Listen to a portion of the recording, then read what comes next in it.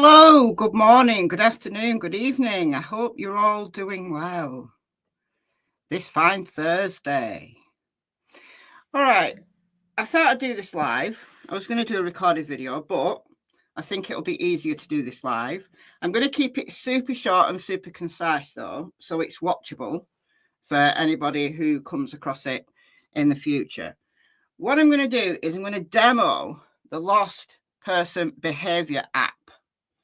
So if you watched my video from yesterday, I know I'm talking across cases here because I'm going to use the example of Sebastian Rogers in this live stream. But I mentioned it yesterday in my video on Lillian Jack Sullivan from Nova Scotia. And I said that I'd do a separate video on the app itself. So I'm here to do that.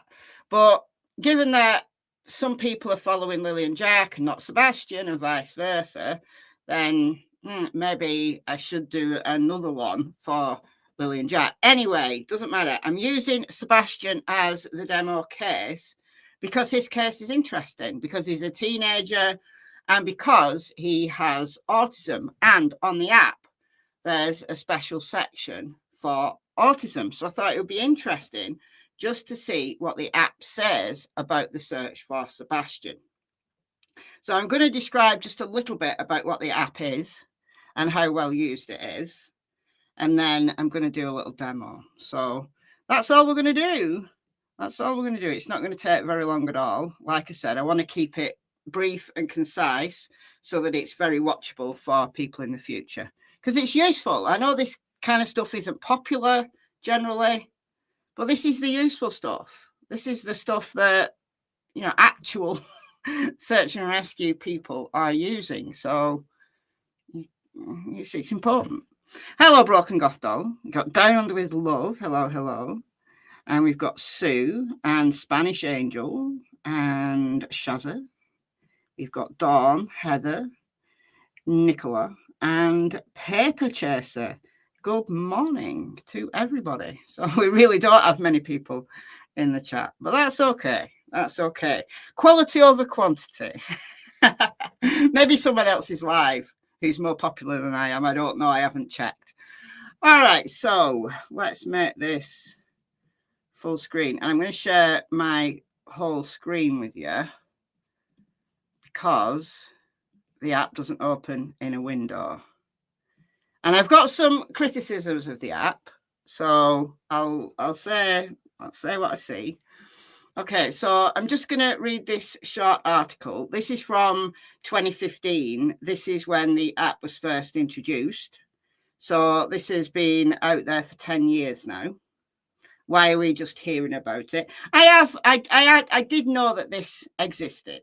I honestly did. And I've actually got the book that's connected to this app, which I haven't read. Oh dear.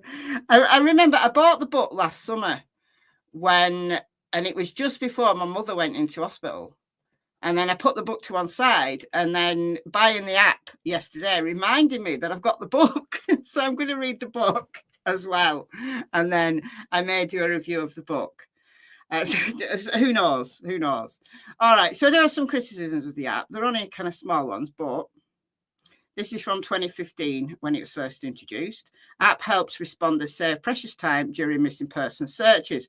And this was from the Department of Homeland Security and the Science and Technology section. So by now, this is very, very, very well used in SAR communities. I don't know how well used it is in my country, in the UK. I assume it is used. I assume it is. But anyway, when someone goes missing, the first few minutes and hours of a search are critical. The key to success of search and rescue teams is an aggressive, well-planned initial response. However, many times, first responders on scene in a missing person search don't have the extensive training and development of initial search plans that specialised SAR teams have.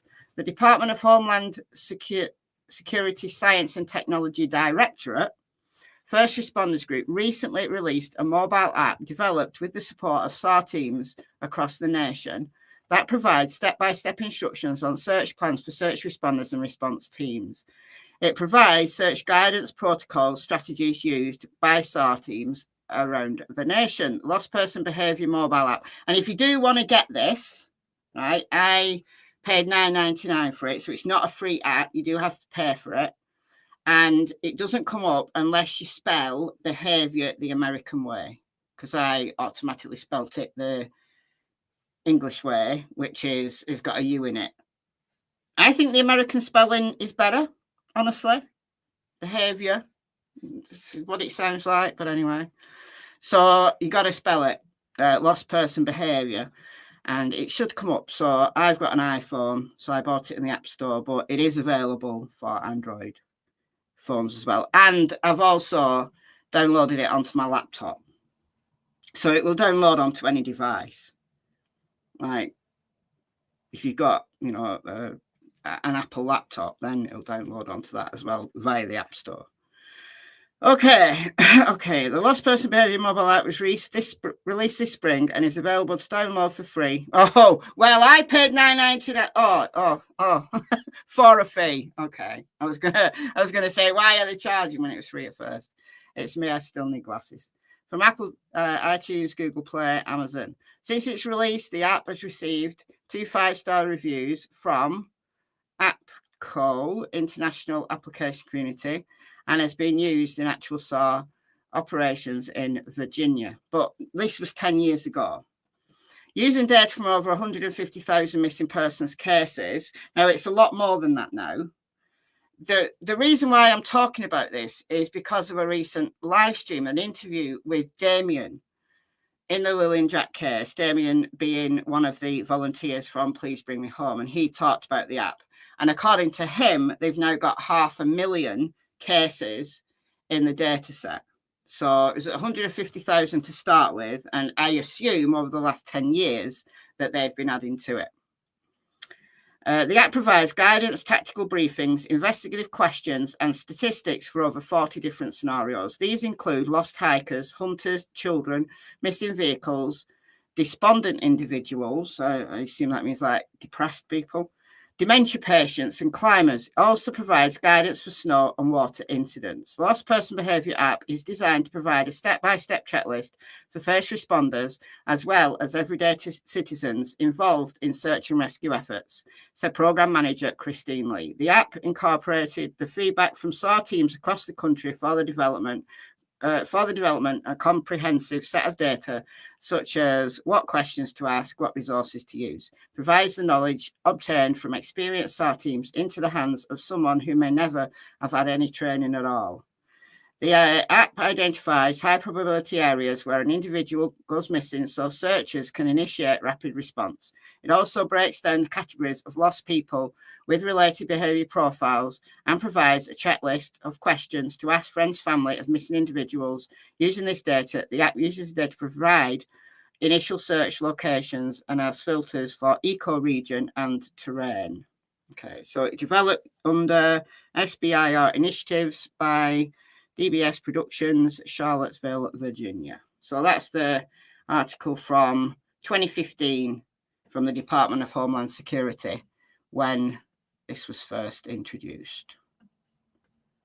Okay, so we're going to look at the app. So this is the app.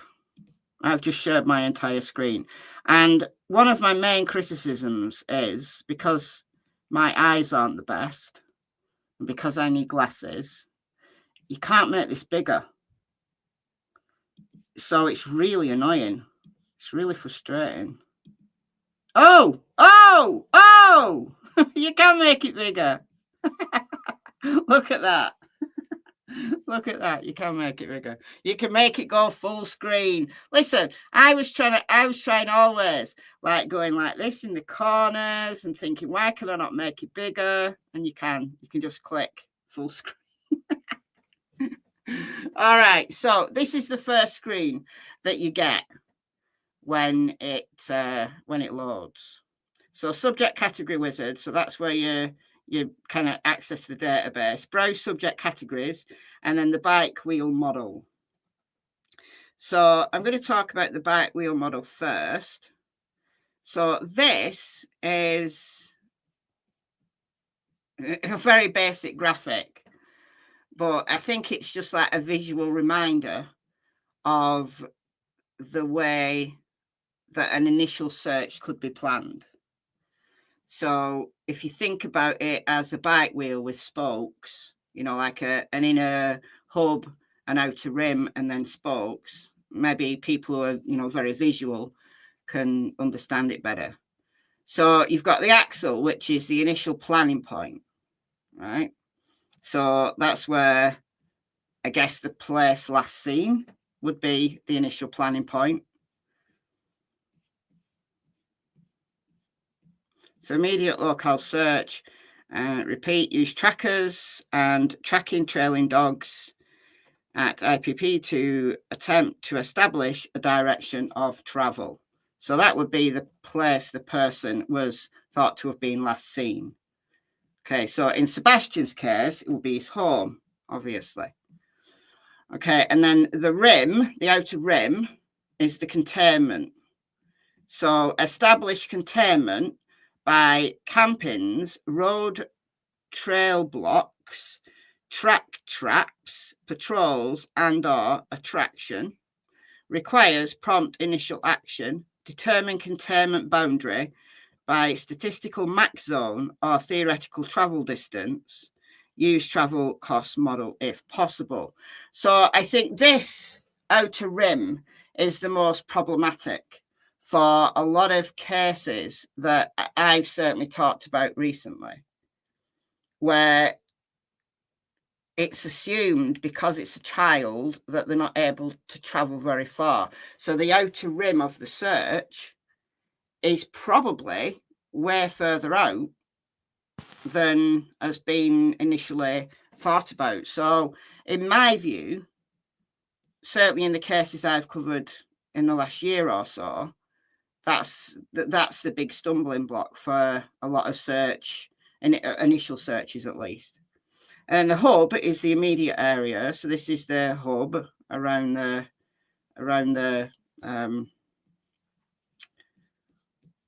place. Conduct a thorough search in the area bounded by the 25% distance ring, especially when 300 meters, 0.2 miles or less. So it'd be like really, really close by the home or the place last seen. And we'll go into what these percentages mean in a minute. Canvas campgrounds, if appropriate. I suppose if there's campgrounds in the area. Search area at least twice. And then the spokes are the travel corridors. So these would be roads, trails, railway lines, that kind of thing. So conduct hasty searches of trails, roads, drainage pipes, spurs, and other travel routes leading away from the IPP, so the place last seen. So the initial planning point, place last seen there. Place emphasis on likely decision points. So, you know, when you come to a crossroads, which way are they likely to have gone?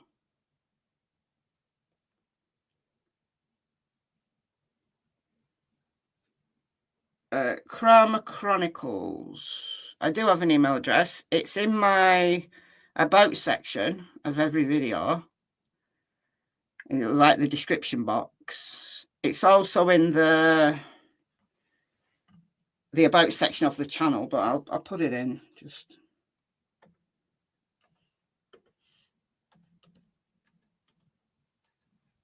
It does take me a minute to check my emails. I don't check them as often as I should. Oh, I'm logged in on my other account, but there you go. Okay, so these are the travel corridors. So in Sebastian's case, these would be the roads around. There will be trails in the woods. But the question is, how far out do they need to go? And as we'll see in a minute, when we look at the profile for Sebastian, I've got a big problem. I've got a problem. Okay, reflector, high probability areas. So these are, you know, are the places where you know from the initial questioning of the people closest to the person, you know, like maybe a well-known location that they like to go to, or anything that you can glean that might be higher probability than the surrounding areas. So remember, this is just about planning the initial search. So send hasty teams, dogs or trackers along the route to intended destination, hotspots, high hazards, historic locations of finds, and attraction areas, depending upon category of subject. So in Sebastian's case, they did know some stuff about him, that he liked to hide, that he liked small spaces. So that's why they checked drainage pipes, caves, those kind of places. And unfortunately, they didn't locate Sebastian in any of them. Okay, so let's do a profile now for Sebastian. So these are the categories, and these will be the categories that tap into the data set. Now, according to Damien from Please Bring Me Home, there's now 500,000 cases in this data set, but that doesn't mean to say that there's going to be 500,000 cases that are relevant to the profile that I'm going to develop for Sebastian. So got to bear that in mind, but it does tell you how many profiles it's drawing from. So 13 to 15, it doesn't go any higher. I don't know why. Do they assume that a child becomes an adult at 16? Do they treat them as an adult at 16? Thank you, Kimberly, for gifting 5 memberships. That's very kind of you. We've got Flower Girl, we've got Out Tame Mind, we've got Crime Chronicles, we've got Straight Talker, and Be Nice. Welcome, welcome, you all. If you've never been a member before, go and check out the members area. And thank you so much, Kimberly. So we've got that now in the mix, and also in this mental state place, we've got a special section for autism. So he doesn't have any other dementia, despondent, I assume that's like depressed, intellectual disability. I suppose you could click that for Sebastian, but I don't think look, initially, when we first heard about Sebastian's case, you know, the way that the parents talked about him, like all of the parents, it was like he needed loads of help, but he doesn't. He doesn't need loads of help. He goes to a mainstream school. He can look after himself. He can stay on his own all night. So I don't think he's got an intellectual disability. Yes, he has challenges, but I haven't clicked it. I've just clicked autism. And he's not mentally ill, and we don't know of any substance abuse. So we've got those things in now. I'm going to assume that he wandered off. All right. There is a separate section for abduction. And there's a whole tactical brief about abduction. But I'm going to assume that we're talking about an initial search. So I'm going to get rid of that. An initial search that would plan for him wandering off. Because that was where the cops came at this case initially. So we're kind of retracing their steps, if you will. Not on an aircraft, water. Let's have a look at water. Non-power boat, person in current water. So I think this is if you know, or you strongly know that they've gone into water. So there is a theory that Sebastian might have drowned. So we could maybe click that, person in current water, if we've got reason to believe that he drowned in the creek, which would then lead into the Cumberland River.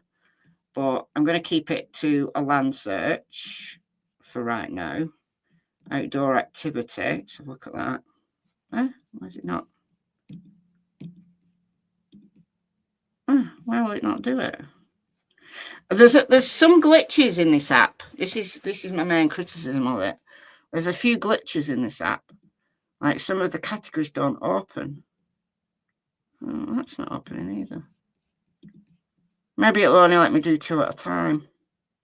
But it let me open the water one. See, it's not changing the browse criteria. Browse wheel. Browse abduction. These two, it's not letting me change.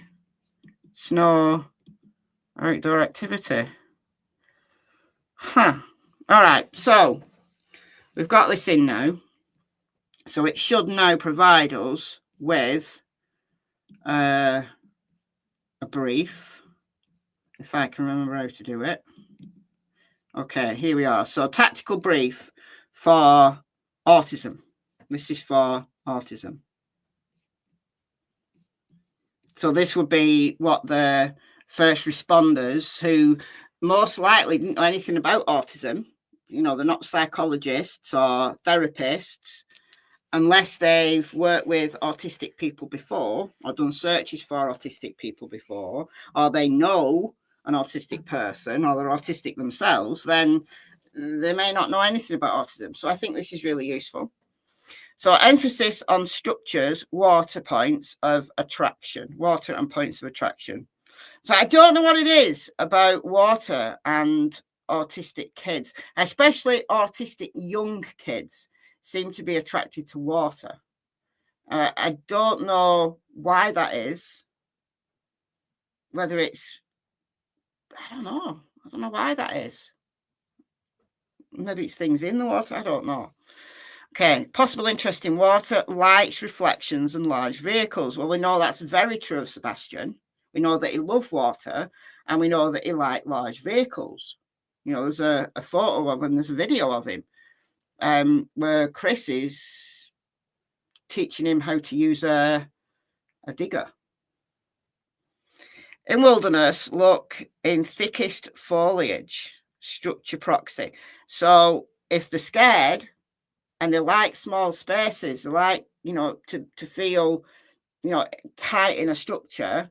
Well, in the woods, the thickest foliage would be a proxy to that, would be the closest that they could get to that.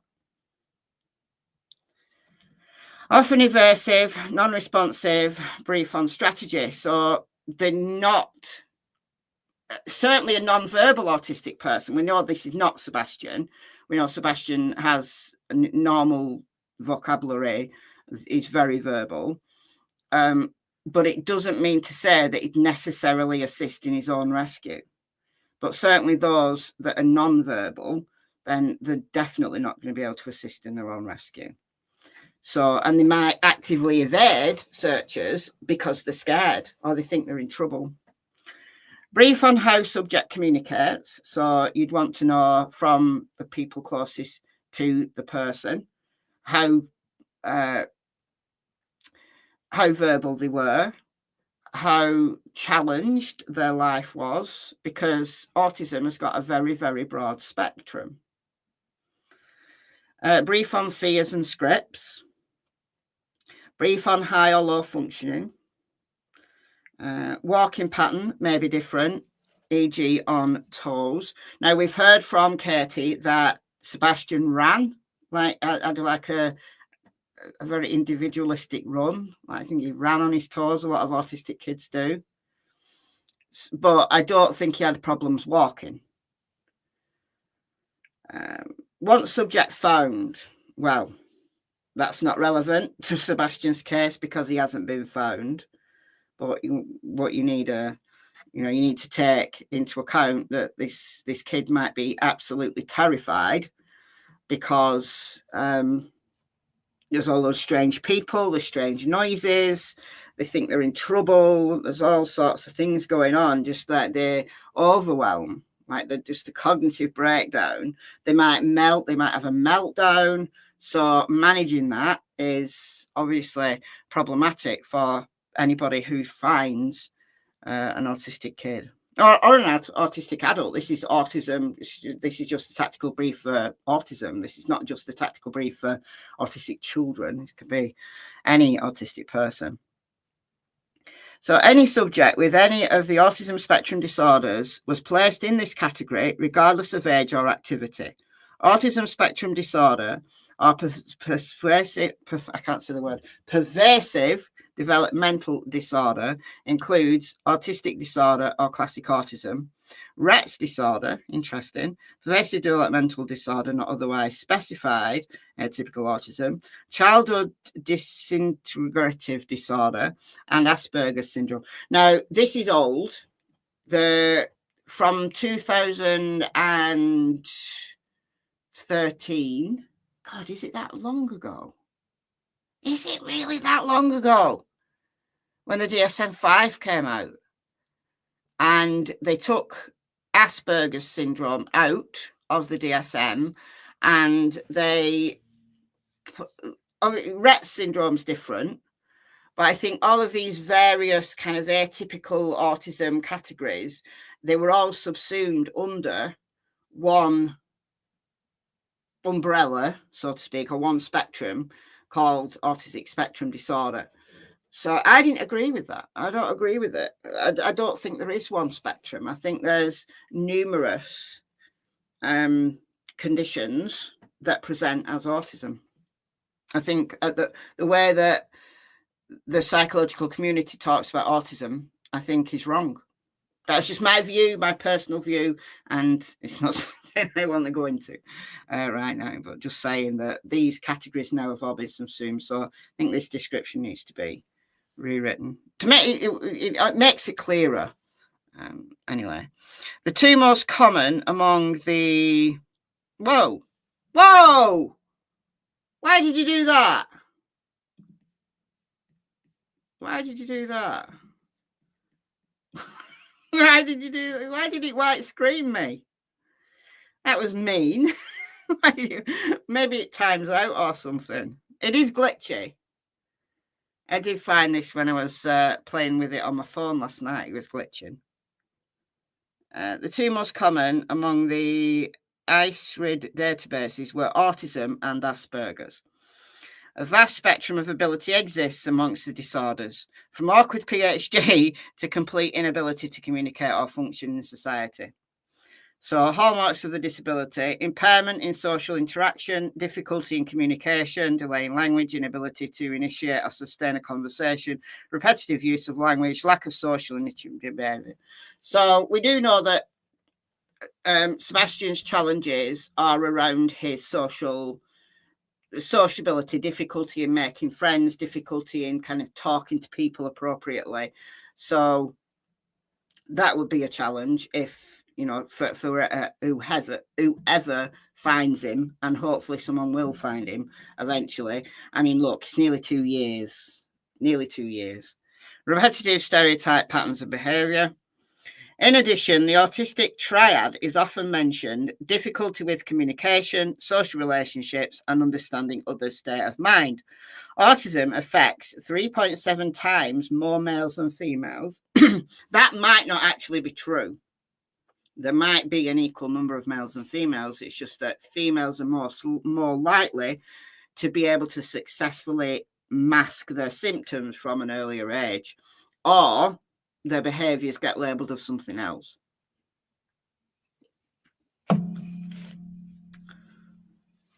So stick that in your pipe and smoke it. What is his name? Simon Baron Cohen, I think his name is, the autism guy in the UK. Thank you, Mike, for gifting $10. Thank you so much. All right. The incidence in the United States is estimated 1 in 178 children aged 4 to 17. There's an autism non-profit in the UK. I think they're called Autism UK, and they say it's like 1 in 60 something kids now have been diagnosed with autism, which is crazy. In most school settings, the autistic student will have an individualised education programme, IEP. The IEP is typically developed at a meeting with parents, teachers, school district administrators, and often other professionals. Reviewing the IEP or having a summary of the IEP will give the search planner a much better idea about the subject's strengths, weaknesses, and skills currently being addressed. General behaviours associated with autism include the following: easily overstimulated, cannot filter out normal distractions, become easily upset in noisy environments. So you can imagine when there's a search going on, you've got all the strange people, you've got dogs that they might not like, that you've got the helicopter noise, you've got drone noise, you've got all these unusual, highly stimulating, and if they get found at night, then everybody's going to have flashlights, and there's going to be, it's going to be horrible. And then there's going to be cops. Okay. Preferences for being alone. Will often leave group in a group setting. Difficulty interacting with others. Possibility of being evasive. Insistence on sameness and routines. No real fears of danger, which is a big problem for kids who go missing, who are autistic.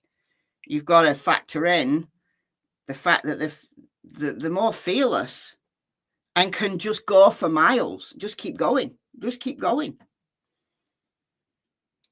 May have under sensitivity to pain, which is one of the reasons why they can just keep going. They don't kind of recognize pain. I mean, they feel pain, but they can just plow through it when they're single-minded. So they have a very high pain tolerance. And obviously I'm talking in generalizations here. Not every single autistic person will have all of these things. It's a very, very broad spectrum. Fascination with water, lights and reflections. And then again, others may hate lights. A lot of autistic people are very sensitive to light and absolutely hate light. Some may show intense interest in transportation, trains, trucks, airplanes and cars. Non-responsive to verbal cues, acts as if deaf. Subject is suspected to be unresponsive to search or shouts. So they could be very close by and are not in... they're just not either able to communicate or willing to communicate. And they don't recognise what danger they're in when these searchers move away, thinking that they've cleared an area. Well, you're still there and you're still lost and you still got a high risk of dying, and still they're not going to shout and alert responders to their presence. This is why in the first day they were playing Eye of the Tiger, the song Eye of the Tiger for Sebastian, because it was his favourite song, to try to lure him out. That was the plan. Many with autism are prone to elopement, may be referred to as runners. Now, Katie said that Sebastian had never run. He was never an eloper, but they didn't know that he was going out. Now, it doesn't necessarily characterise walking around your neighbourhood as eloping, honestly. I mean, he's 15 when he went missing, so walking around your neighbourhood, going for a walk, and I find it difficult to quantify that as elopement. But they didn't know. They didn't know that's what he was doing. And we know from two separate neighbours who've got no reason to lie that they found or saw Sebastian in the neighbourhood. One of them hiding under a car in the driveway.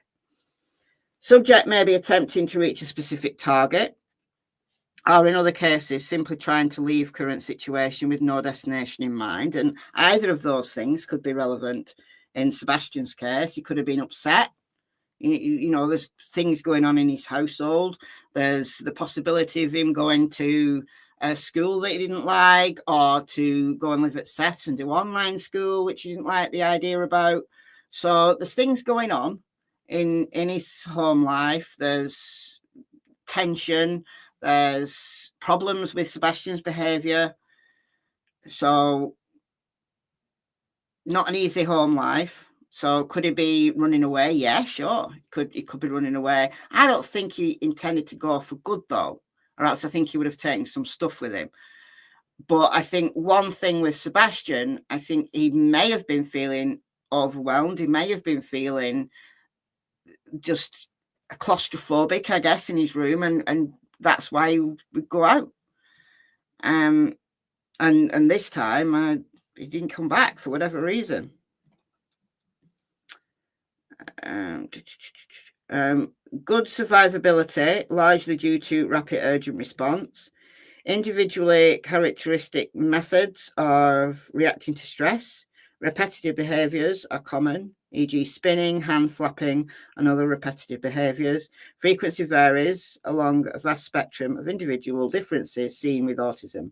Structures are the most common. Find location. So that's why in the first week when they were doing those press conferences, every day there was a press, not every single day, but there was a lot of press conferences in that initial search period, and they were pleased if you're in the area, if you've got land, if you please check your property. And they were saying check your property twice a day to see if there's anything that's changed, anything that's been moved, anything that's new that you didn't expect, that you didn't see last time you checked, and check under things.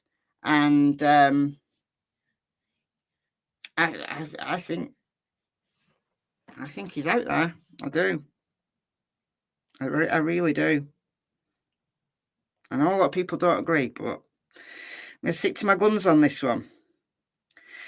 So structures are the most common. Find locations. Some have hidden in structures for extended periods of time. Look at Harley Dilly. Look at the case of Harley Dilly. All right, let's look now at the child aspect of this. Why is it doing this to me? All right, I'm going to get rid of that. Right, okay. So we can now look at the tactical brief. Utterly tragic. Harley Dilly is heartbreaking. Heartbreaking. Really heartbreaking. Okay, so this is the tactical brief for 13 to 15-year-olds.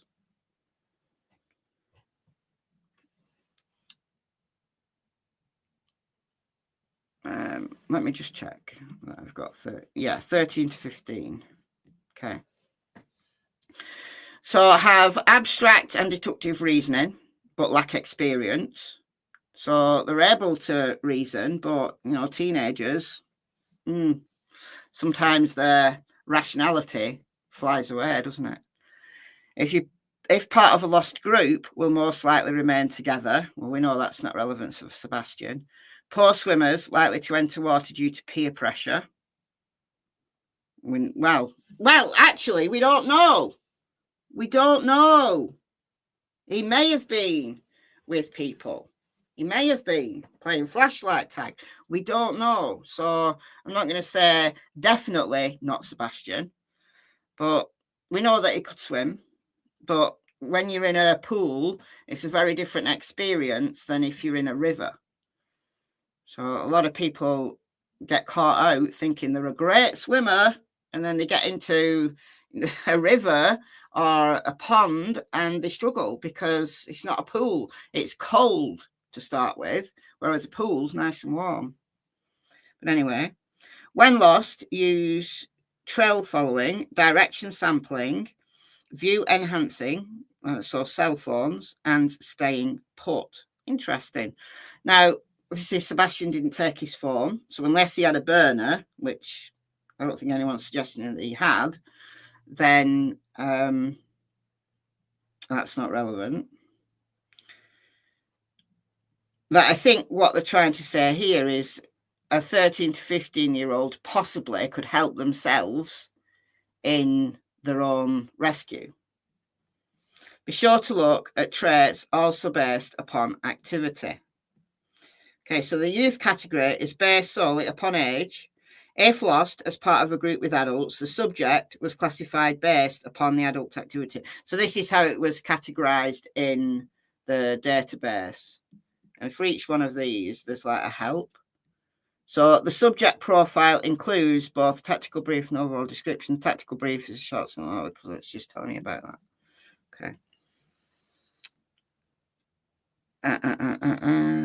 Okay. So if with a group, the subject was classed based upon the oldest child. So it would be the case that was classed upon the oldest child. In many cases, the subject was also engaged in an outdoor activity that also exists as a separate subject category. In other cases, the youth is simply involved in some type of general play. Search planners should consult both sets of statistics and profiles when the subject was involved in an activity. So there's various activities like hiking and swimming and stuff like that, but we don't know what Sebastian was doing. So did he go out for a hike or what? What was he? We don't know that. We don't know enough in Sebastian's case to really use that very well. Other activities did not have sufficient data to make comparisons. From age 12, a child's skill of scanning for familiar landmarks, paths, or scenes are as developed as an adult's. Young adolescents have developed deductive reasoning and abstract thought. Now, with Sebastian, given that he's autistic, would he have some impairment? Now, we know from Katie that she said he had a bad sense of direction. So perhaps his ability to work out how to get himself out of a situation where he was lost is less good than the average 15-year-old. So we've got to bear that in mind. But it's difficult to say, honestly. Where was I? That's potential navigational skills may be as good in an adult's. I don't think Sebastian's navigational skills would have been as good in an adult's. What they often lack is experience and maturity. Yeah, so they're going to do something stupid. They're going to do something that's not helpful. Youths involved in activities are different from adults in several respects. When involved in an activity, a play or fantasy component is often present. They are also more likely to be part of a group, 41%, and have good survivability. If part of a group, once lost, they tend to stay together. Important sex differences exist. Boys tend to be in the woods and are more likely to be classified as lost or overdue. So I assume overdue is when they should have been home by a certain time and they're not.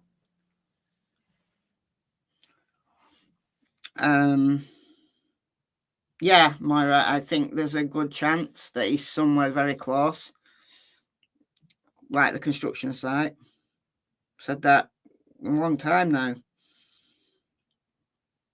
The fact that they didn't shut down that construction site, even just for a few hours, it haunts me. It does, it haunts me. Girls may be in the woods, but more likely to be in a structure and classified as an investigative search. When in the woods, girls may be evading or classified as a runaway. History of an emotional encounter, parent or boyfriend, is common for missing females. Okay, so they've run away because they're upset because they've had a row with their boyfriend or a row with their parents. I'm sure that happens to boys too. So remember, these are just generalizations. Where were you?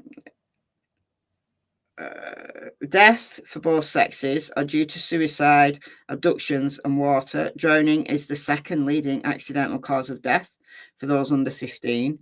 Poor swimmers are more likely to enter water due to peer pressure, and bold divers may dive into shallow water. They don't realise it's shallow and they dive in.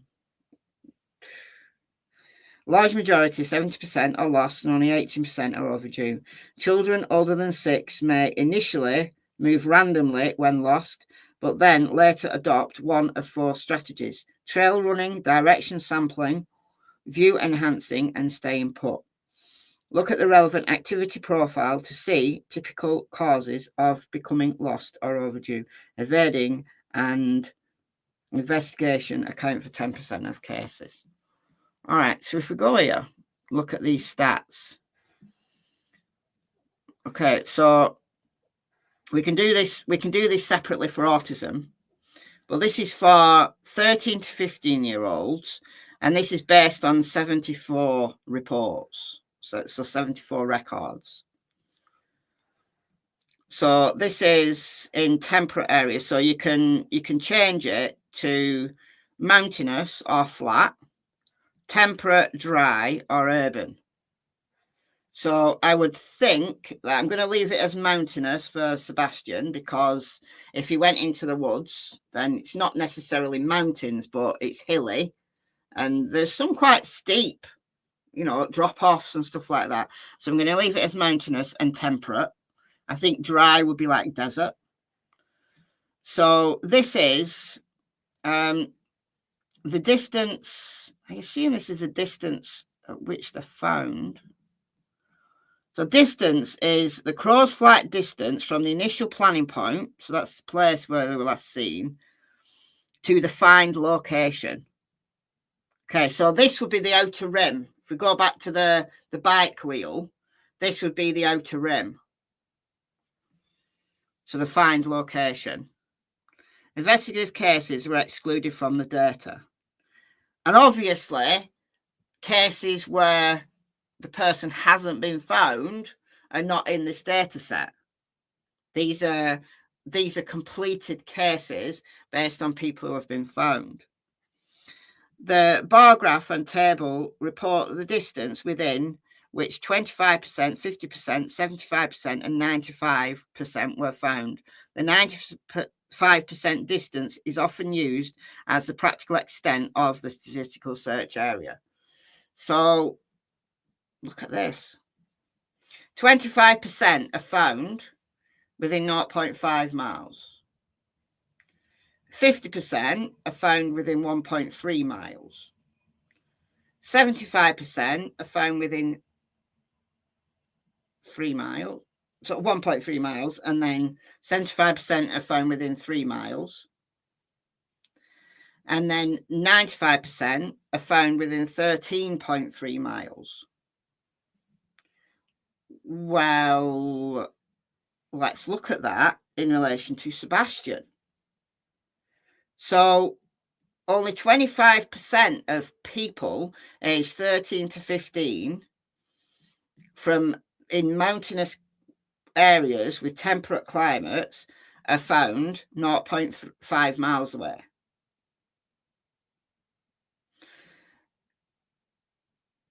By 50%, 1.3 miles, 75%, 3 miles. But look at that. Look at that massive jump. So there's 25%, look at it this way, there's 25% of people in Sebastian's age group who are found between 3 miles and 13.3 miles. Okay. Do you think Sebastian may have got out of the search area? Possibly. Do you think? Let's take a look at what 3 miles looks like and what 13.3 miles looks like on the map. That was just my help thing. Where's my... Okay, 3 miles. So 75% are within 3 miles. Where's my mouse? There it is. Okay. Let's do it. So we'll do it from Sebastian's house. And we'll do miles. Sebastian's house is about there. Oh, no. Don't want that. I want circle. Okay. So Sebastian's house about there. Okay.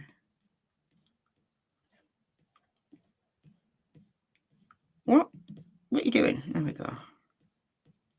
Whoa. Whoa, we're off the screen. We're well off the screen. I'll zoom it out in a minute. There's 3 miles.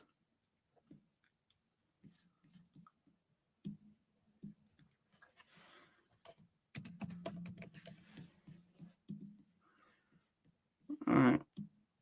Look how far that is. Look how far that is. 3 miles. That was 5 miles. That was the outer rim of the search for Sebastian. That was what the cops said they did, an outer rim of 5 miles radius. But 3 miles is that. But 5 miles, now remember, there's 25% of 13 to 15-year-olds who were found between 3 miles and 13.3 miles away. So let's see what 13.3 miles looks like. Zoom it right out. What does 13.3 miles looks like?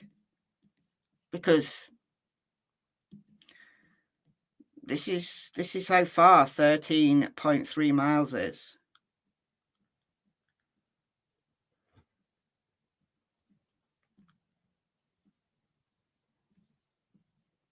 (13.7) Okay, that's close enough. 13.32 miles. 13.3 miles. Look at that. Look how far out that is. So the cops did 5 mile radius, but look how far out that is. Look at that. And look at all these travel corridors. Look at all of these spokes. Now, you would think that if Sebastian was traveling down a road, he would have been seen, right? And I personally don't think that Sebastian went as far as 13.3 miles. I really don't. However, the possibility exists, doesn't it? The possibility exists. And remember, these are all just cases where kids were found. Okay, so let's look at the next one now. So,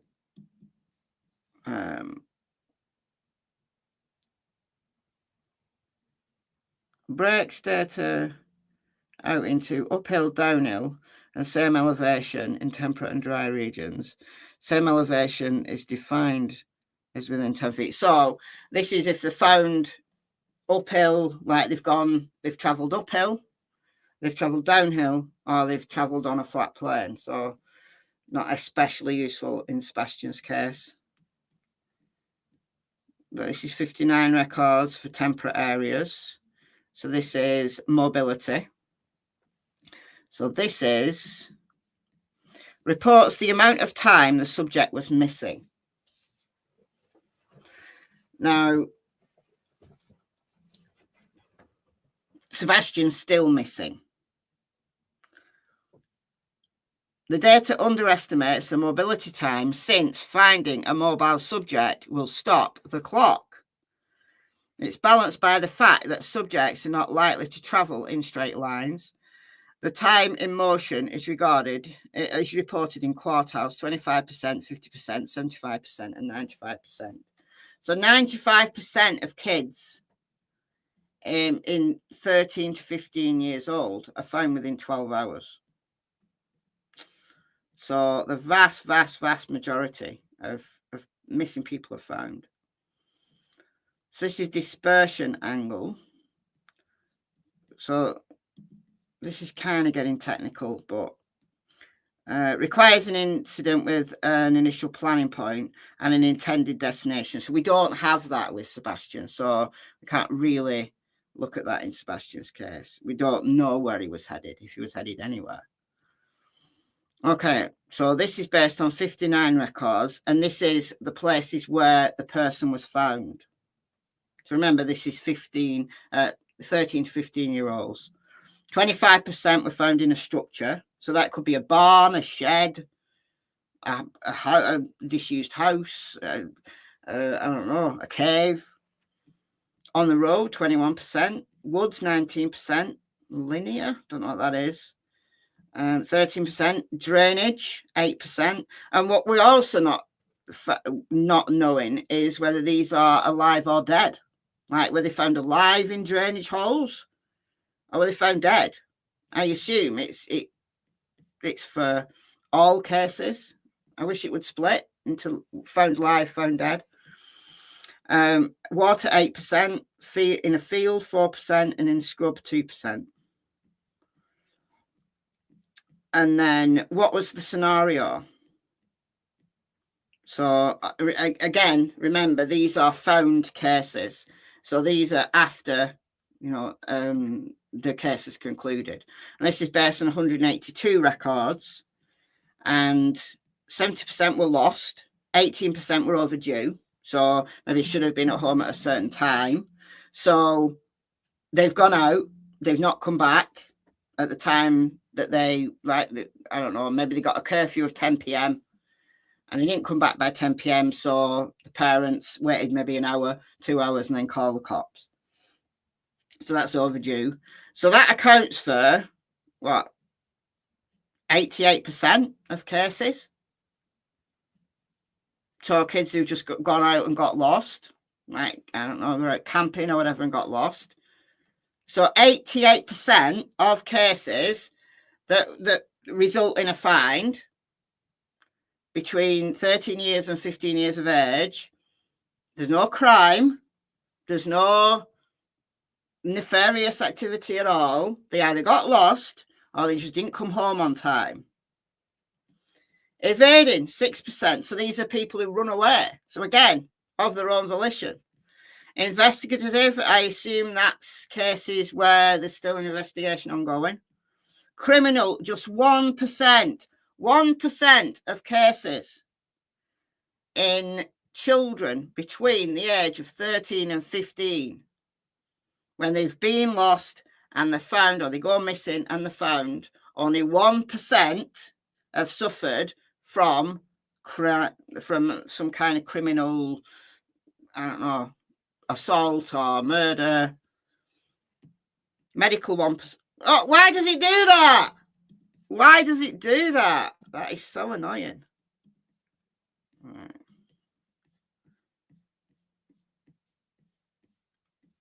Okay. 1% medical, 1% stranded, and 1% trauma. So I don't know what the difference is between trauma and medical. I don't know. But anyway, only 1% are criminal. So Sebastian could have got lost. We know that he wasn't a curfew. He was meant to be in bed. So overdue doesn't count. Or he ran away. So he either got lost or he ran away. Way more likely than Katie did something, or Seth did something, or Chris did something. Statistics matter. Facts trumps feelings. Now, of course, some 13 to 15-year-old kids go missing because they are victims of crime. Why? Why are you doing that, you weirdo? Why are you doing that, you weirdo? Okay. All right. Okay, condition. All right, so 92% are found uninjured, 6% are found injured, and then 2% are found dead. Only 2% found dead. Now, remember, these are found cases. No trace. Obviously, there's no data for that because these are found cases. Now, survival rate's interesting because this is how long someone can survive. So remember, this is a 13 to 15-year-old in mountainous, temperate areas. So like Tennessee, mountainous, temperate climate. All right. 4 days, 67% are still alive after 4 days. That surprised me. Like, I'd be interested in knowing, further out. I don't know how many cases this is based on. It doesn't tell me how many records this is based on. So the percentage found alive after each 24-hour increment. So after 4 days, 67% are still alive. That is really surprising. That's 0. When you look at small children, that's 0. Like, let's change that to 4 to 6. So let's imagine Lily and Jack. Okay, so 4 to 6 year old. After 4 days, it's 0. So 24%, 24 hours, 98% still alive. So this is 4 to 6 year olds. Greater than 24 hours, you drop to 38%. After 48 hours, 33%. And after 3 days, chances of being found alive, 0. Does it ever happen? Yeah. But it's not in this data set. It's very, very rare. Very rare. Okay, let's look at autism. Let's just look at the statistics for autism, because I forgot to do that. So there's a lot less records. So the less records there are, the more not dodgy, but you got to be more, interpret with caution. You know, when there's loads of records, you can generalize really good. If you've got like 200 records, you can generalize really good, because in 200 cases this happened. And when you've got only 20 cases, it only takes one outlier to mess up your data. But look at this. So this is, again, mountainous.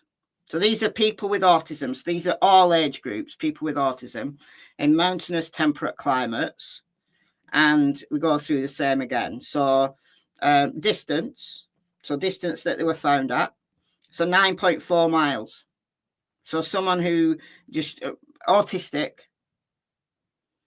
you go from 75% are found within 2.3 miles and 95% are found within 9.4 miles. So again, way out of the search area. 45% are found in a structure, 18% on the road, 9% in water, 9% in scrub, 9% woods, and 9% in a field. So the data's a little bit different. For remember, this is all age groups. So 35 records, 89% lost, 6% medical, 3% investigative. I'm assuming that's investigative, still ongoing. And then overdue. So an autistic kid who had a curfew didn't come back. But the vast majority lost, and there's no crime. Like, crime's not even on here. But remember, this is only based on 35 records. Track offset, can't work that out because we don't know where Sebastian was headed. And then 88% are found uninjured, 10% found injured, and 2% fatally. And then less than 24 hours, 100% survival. Drops to 50% after 48 hours. And I assume there's a blank because there's not enough data. So if you're autistic, your survivability maybe drops faster than an average 13 to 15-year-old. But again, this is based on only a few records, and autism has such a broad spectrum.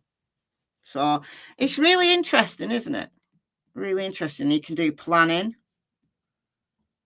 So this is how you will plan. I'm not going to go through all of this because we're not actually planning a search, but it's really, really interesting. So these are questions you might ask,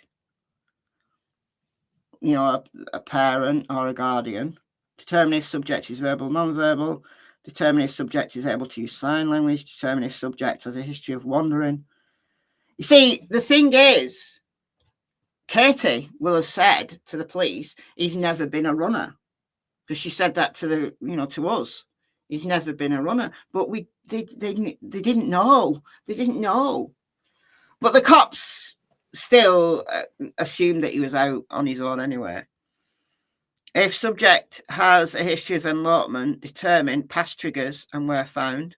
Also determine if subject was simply leaving a... This is my other gripe with this, right? This sentences get cut off and you can't click into it. Like you can't extend it. It's like in a database and you can't read. You can't read it past one line. And I can't work out how to change it so that I can click into it. So that's my other gripe with this. Physical features that they might be attracted to, water, light, etc. Physical features are areas that are afraid of, that they might avoid. Any construction sites nearby or along routes of travel. Why?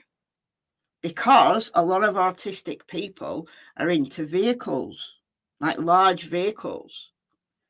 And look, oh, look, right next to Sebastian's neighbourhood, there's a construction site. And we know Sebastian likes large vehicles. Oh, look, there's the construction site. Let's not bother to shut it down even for a few hours. Bad.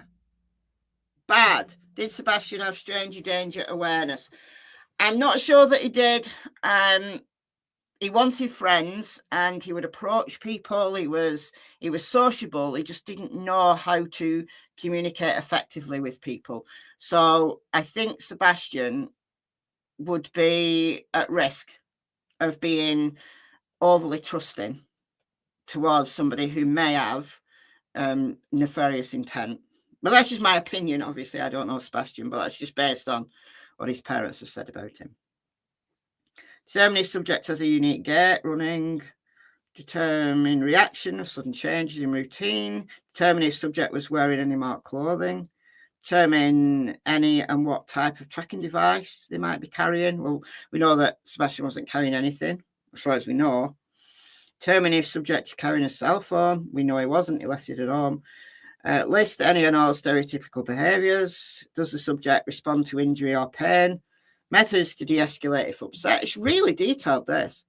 Respond to being touched. Determine what information caregivers are willing to release to the public. Determine ability and extent to which subject is able to use money. Review local video surveillance of area, including transportation hubs. So we know that was done. So fascinating.